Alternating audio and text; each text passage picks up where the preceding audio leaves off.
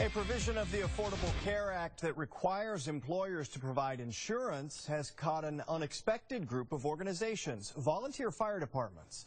Fox 26's Tom Ziska is live in Katy tonight with details of what departments are trying to figure out. Tom?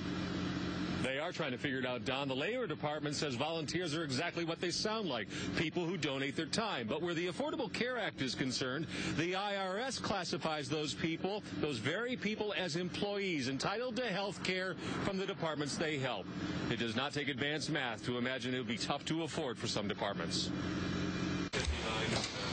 By day, the West I-10 Fire Department is staffed by part-time professional firefighters who also work in larger departments like Houston's. But at night, the volunteers take over. We have 2 engine companies that are staffed every night by volunteers, and then the rest of the people respond from their homes. Fire Chief Jeff Heavey has about 100 volunteers in his department, some of the roughly 5,000 who donate their time to fighting fires and saving lives around Houston.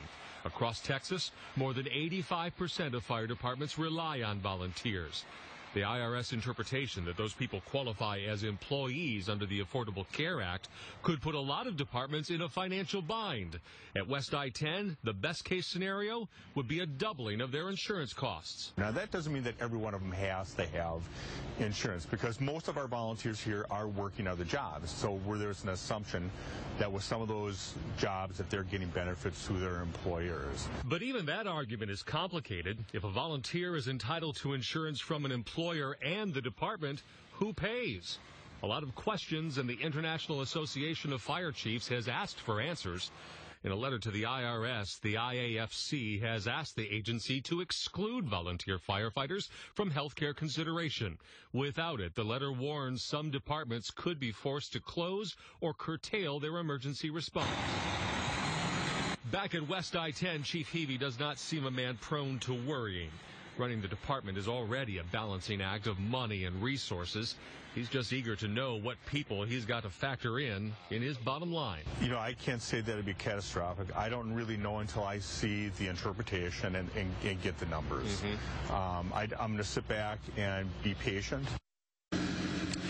Now, several other volunteer fire chiefs around the city have also told me they, too, are looking into this. They, too, are concerned. One department has even hired a labor attorney to help sort things out. Meantime, this week, a bill filed on Capitol Hill in Washington also seeks to exclude those volunteer fire departments from this whole mess. We'll let you know how it all sorts out. For now, we're live in Katy. Tom Ziska.